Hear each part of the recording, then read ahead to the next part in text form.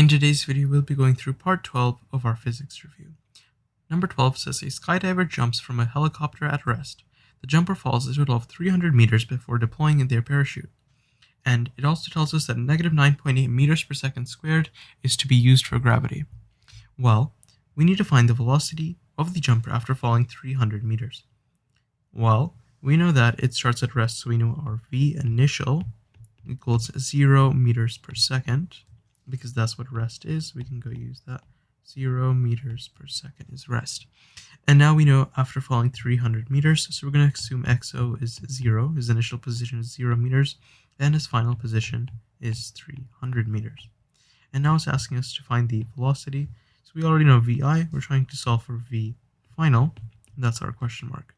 Well, we need to find a kinematic equation which uses this. I would refer to your physics reference sheet, and the equation that I personally would choose to solve this equation with would be our third kinematic equation, which is Vf squared equals Vxo squared plus 2a times x minus xo.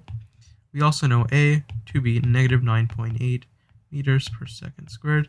Whenever something like this and it tells you gravity is this, you're going to use gravity when you're dealing in the y direction. And when it tells you that gravity is negative 9.8 meters per second squared, which that's going to be pretty constant throughout your physics journey, that's going to be used as your acceleration in this scenario. Well, we know our V final is what we're solving for.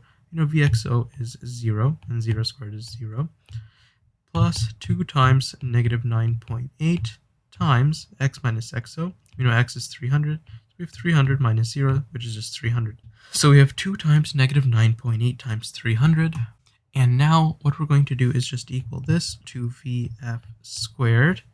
We know 2 times negative 9.8 is just negative 19.6 times 300 equals negative 5,880. And again, this equals Vf squared. So we take the square root of both sides. 5880 equals Vf squared. We take the square root of that. And now we know Vf is equal to 76, is approximately equal to 76.68 meters per second. And this is negative. That's going to be our final answer for part 1. So we have negative 76.8 meters per second as our final velocity. And number 2 is asking us to find out how much time it takes for the skydiver to fall 300 meters. So now we know our final velocity, we know our initial velocity, so let's go ahead and fill that in. We just found out our final velocity is negative 76.8, is approximately negative 76.68 meters per second. Let's use that information to do number 2. If you remember our first kinematics equation, it is Vf equals Vxo plus Axt. Let's go ahead and change that color to something that's a little more readable. And now we can just substitute in our values and find our answer. We know Vf is negative 76.68, and this equals our initial velocity of 0 plus our acceleration, which is negative 9.8, and we're solving for time. So let's go ahead and divide both sides by negative 9.8.